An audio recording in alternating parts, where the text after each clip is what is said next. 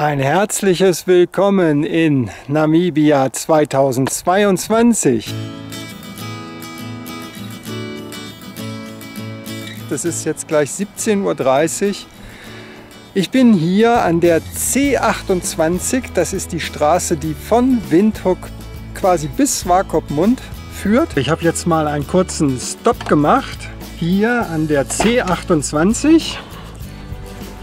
Und der Grund ist, wenn man hier in Namibia auf eine Schotterpiste wechselt, und das habe ich gerade gemacht, dann ist es ratsam, hier am Heck des Fahrzeugs so eine kleine Klappe zu öffnen, damit nicht der ganze Staub durch die Ritzen hier in den Innenraum des Fahrzeugs gelangt.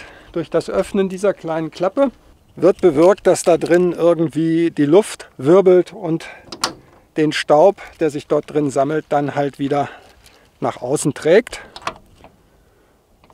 Ja, und das ist ja ganz gut. Das ist also Sinn der Sache, deswegen habe ich das gerade mal hier gemacht. So, und jetzt geht es weiter auf der C28. Ich fahre sie ungefähr 30 Kilometer, biege dann ab auf eine D-Straße und dann habe ich meine erste Unterkunft erreicht.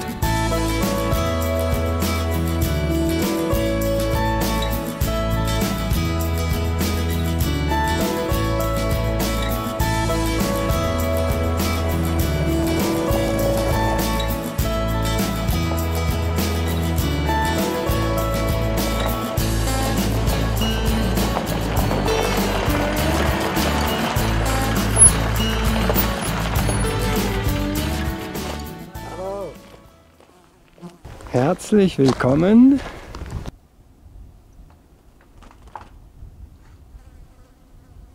in der Eagle Rock Lodge.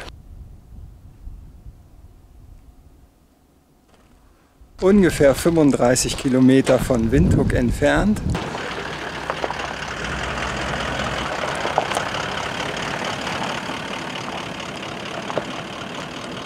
Und ich zeige euch wie immer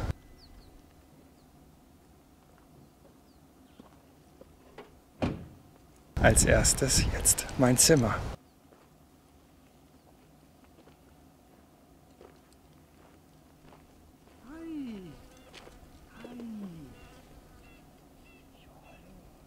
Guck mal da, du bist gefilmt. Da bist du gefilmt. Kommt mit.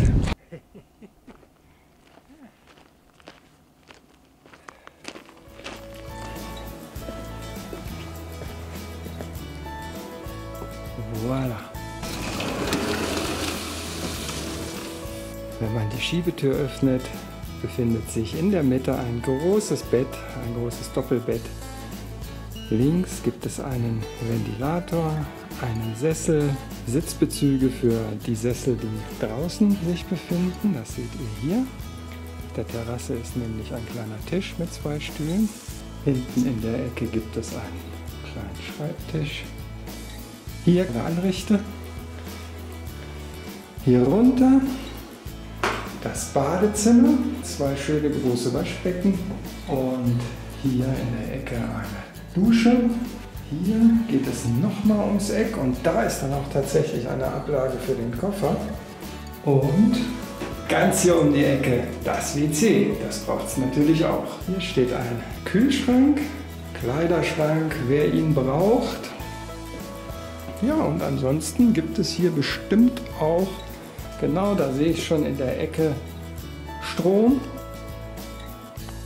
Da kann man also seine Elektrogeräte aufladen.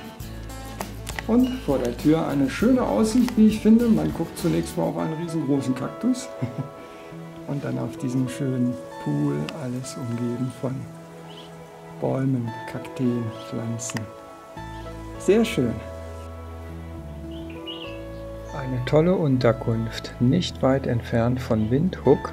Für mich der erste Besuch hier. Aus der Stadt Windhoek ist die Eagle Rock Lodge nach nur 33 Kilometern erreicht. Ab dem Flughafen Hosea Kutako International kommen noch einmal 45 Kilometer hinzu.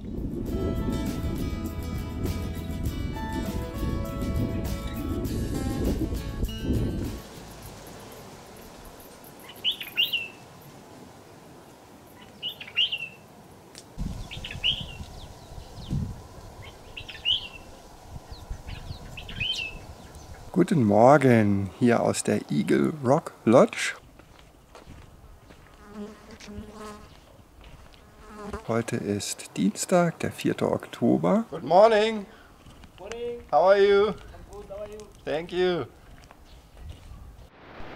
Heute fahre ich nach Windhoek in die Mayrua Mall. Hier bekomme ich alles, was das Herz begehrt für meine bevorstehende Campingzeit, vor allem Wasser und Lebensmittel. In einem MTC-Shop besorge ich mir eine namibische SIM-Karte und ein mobiles Datenpaket. Nachdem ich alles gekauft habe, bin ich viel entspannter als noch gestern. Mein Tag endet mit einem schönen Sonnenuntergang, den ich mit einem kühlen Bier genieße.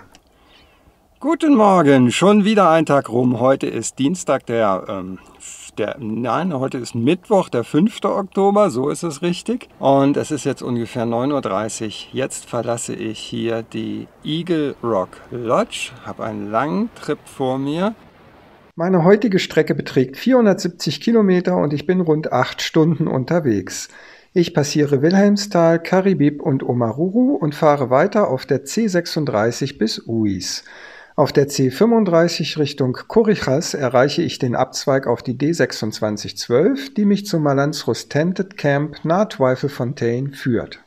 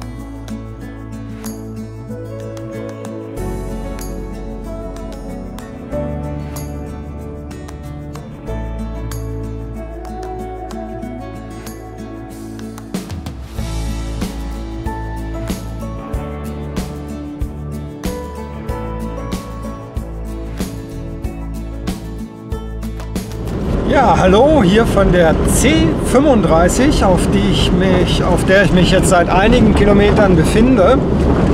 Die Wahl, über die C33 bis Uis zu fahren, war eine sehr gute. Die C33 ist eine fantastische, eine tolle Schotterpiste, kann man wunderbar fahren. Und hier jetzt auf der C35, da ist es landschaftlich auch wieder ganz fantastisch. Ich fahre jetzt die C35 ungefähr 70 Kilometer und dann sind es nur noch circa 40 Kilometer bis zu meinem Ziel.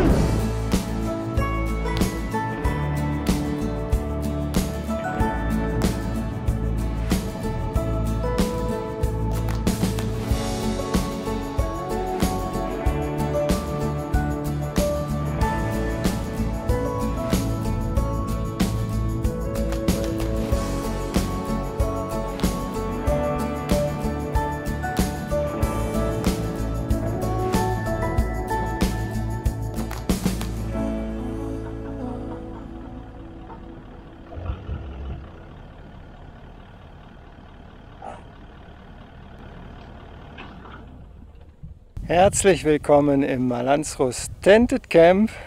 Ich bin das zweite Mal hier. Letztes Jahr war ich auch schon hier und ich zeige euch einmal gerne das Video, wo dieses Camp schon einmal drin vorkommt, und auch die Tour, die ich gemacht habe letztes Jahr zu den Wüstenelefanten, war ganz fantastisch. Jetzt zeige ich euch wie immer mein Zelt. Mein Zelt dieses Mal hat die Nummer 6 und es gibt hier eine Terrasse mit 2 Sitzmöglichkeiten. Wenn man reinkommt, 2 einzelne Betten zusammengestellt, rechts und links ein Nachttisch, 2 Sessel und ein kleiner Tisch, ein etwas größerer Tisch nochmal mit einem Hocker, und dort hinten seht ihr schon, da liegt mein Koffer, also eine Ablagemöglichkeit für den Koffer, und dann geht es hier einmal um die Ecke rechts. Dort befindet sich das WC. Und hier ein großer Spiegel dort links. Hier dann 2 Waschbecken und dort um die Ecke eine Duschkabine. Malanzrus Tented Camp, Zelt Nummer 6, meine zweite Unterkunft in diesem Urlaub, und auch hier werde ich 2 Nächte verbringen. Hier seht ihr den schönen Ausblick von der Terrasse. Ich sitze jetzt auf einem dieser beiden Sessel. Das Gras leuchtet goldgelb, ganz, ganz toll. Ja, so sieht das aus hier. War eine lange Etappe heute für mich. Ich denke, es waren so, wie ich sie gefahren bin, 450, 470 Kilometer. Und ich lasse den Tag deshalb entspannt ausklingen in der schönen Natur rund um das Malanzrus Tented Camp. Bekomme ein leckeres Abendessen. This is such a nice dining room here. Und genieße mit den anderen Gästen ein knisterndes Lagerfeuer.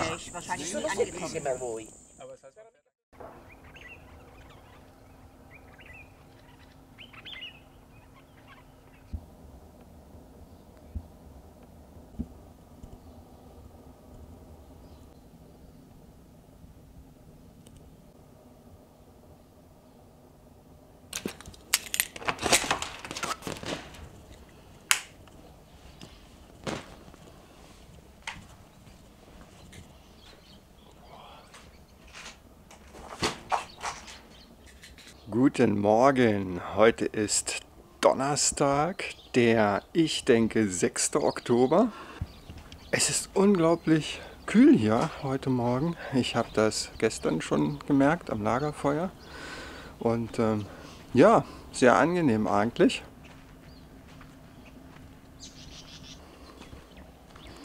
Es ist ein wunderschöner Sonnenaufgang heute Morgen hier. Ihr habt es gerade gesehen, und jetzt gehe ich zum Frühstück. Danach freue ich mich auf eine Tour mit meinem Guide Matthias, der sich auf die Suche zu den hier lebenden Wüstenelefanten machen wird. Ein Paar aus Frankreich begleitet uns. Nach einiger Zeit verlassen wir die Teer- bzw. Schotterstraßen und erreichen das Trockenflussbett des Aberhuab Rivers. Es ist beeindruckend, welch schöne Farben die frühe Sonne in die Natur zaubert. Gegen den kalten Fahrtwind schützt ein gefütterter Poncho. Mich beeindrucken die riesigen Bäume, an denen wir hier im Flussbett vorbeifahren. Wir stoppen mehrmals, weil hier auch viele Tiere und Vogelarten anzutreffen sind. Ein stattlicher Graureiher in der Krone eines Baumes. Eine Herde Springböcke mit einem tollen Berg im Hintergrund.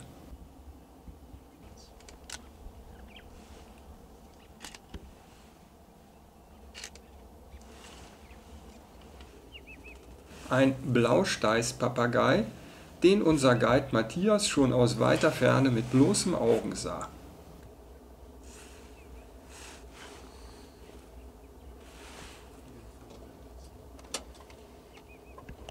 Paviane, die vor uns die Piste überqueren. Und dann ist es soweit.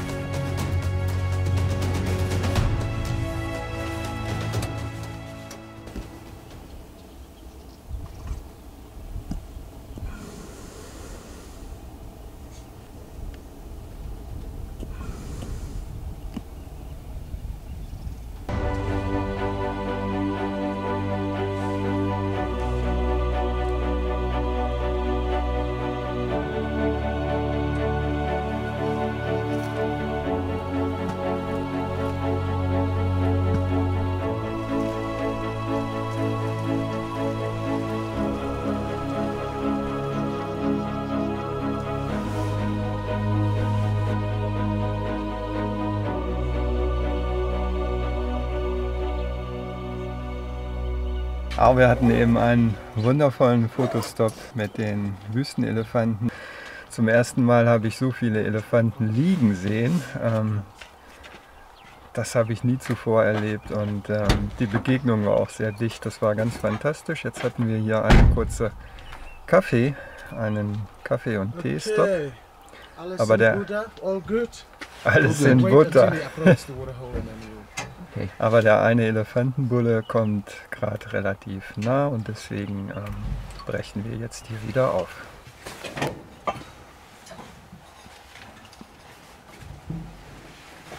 Auf unserer Rückfahrt durch die einzigartige Atmosphäre dieser Trockenflusslandschaft lasse ich die großartigen Momente mit den Wüstenelefanten sacken. Wir stoppen an einer leichten Erhöhung für eine schöne Aussicht über die umliegende Landschaft in diesem Teil Namibias und wir stoppen natürlich auch immer wieder für Tiere. Das Nama-Flughuhn transportiert Wasser in seinem Gefieder kilometerweit bis zum Nest seiner Jungtiere.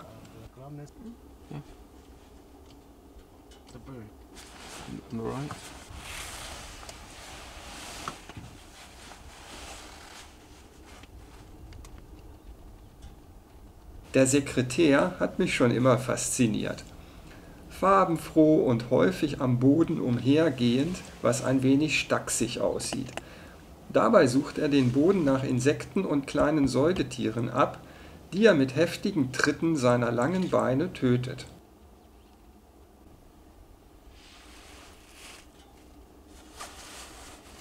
Dieser hier kam jedoch einem einzelnen Springbock ein wenig zu nah und wurde vertrieben.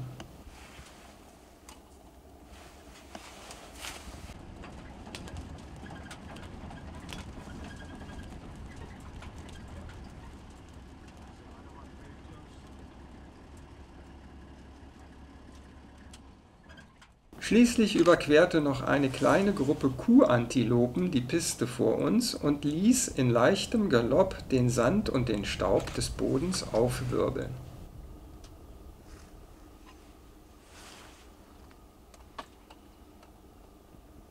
Hallo vom Malansrus Tented Camp, das dort hinter mir liegt. Es ist jetzt schon relativ später Nachmittag, ungefähr 4:45. Und obwohl es jetzt noch sehr warm ist, die Luft geht aber ein bisschen, habe ich mich entschlossen, einen kleinen Spaziergang zu machen. Auf der gegenüberliegenden Seite befindet sich ein Hügel, ein Berg und dort kann man hochwandern. Und die Aussicht von da oben soll sehr schön sein und das will ich mir jetzt mal anschauen. Und dazu nehme ich euch natürlich mit.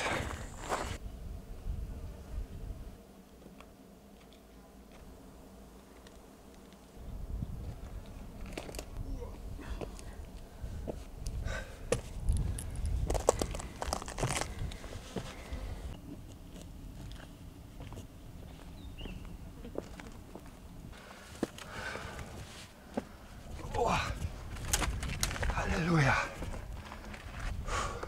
Bald geschafft, würde ich sagen.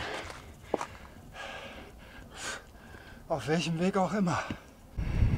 Ich glaube, hinter mir sieht es gut aus. Schöner Blick aufs Malansrus Tented Camp. Und ein erschöpfter Henning im Vordergrund. Jetzt guck dir das an. Wenn da kein Geier gegen geschissen hat in Pfeilform, dann ist das hier oben die erste Markierung, die ich finde.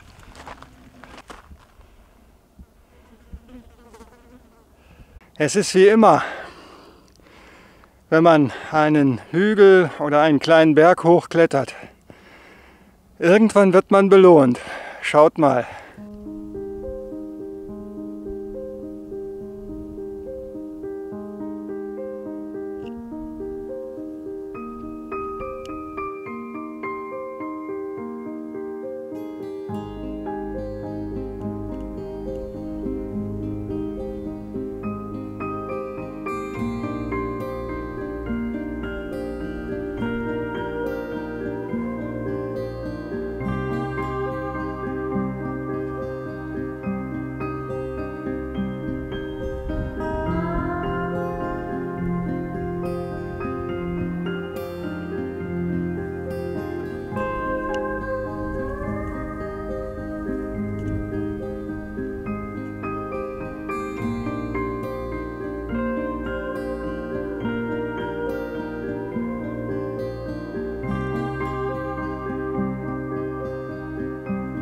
Okay, ich wollte dir das nur mal zeigen.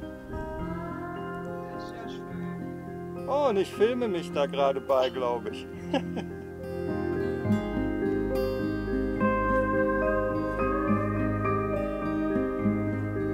Das ist großartig.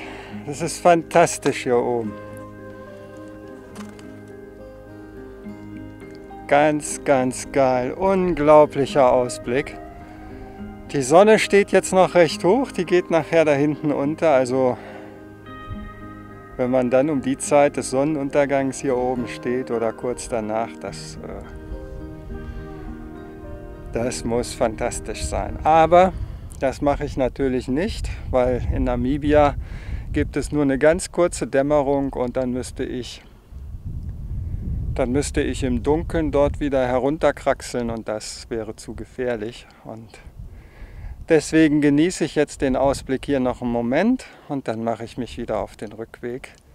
Und jetzt sehe ich plötzlich auch ganz viele von den weißen Pfeilen überall dort auf den Felsen. Dort unten ist übrigens das Malans Tented Camp. Ich versuche es mal ohne Brille ran zu zoomen und diese dunkle Linie dort im Hintergrund, die man sieht, dieser dunkle Strich, der eine Kurve macht, das ist die niegelnagelneu asphaltierte D2612, asphaltiert in Richtung Twaalfontein.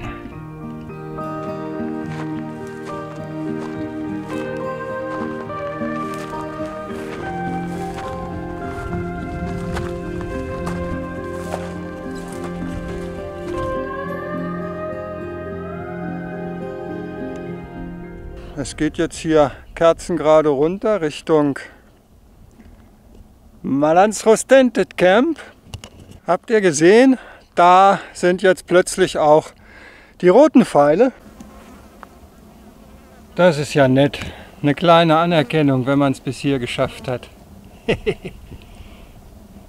Was wirklich nervig ist, ist dieses Gras hier. So schön wie das auch aussieht und so toll wie es gelb-grün leuchtet, das klebt und sticht, das sind irgendwie wie Kletten. Das ist nicht das Einzige. Was noch richtig nervt, sind diese verdammten Fliegen. Sieht ja schon schön aus hier runter. Wahnsinn. Da unten der Trockenfluss, da unten geht jemand. Geht noch einer spazieren, so wie ich, nur nicht ganz so hoch.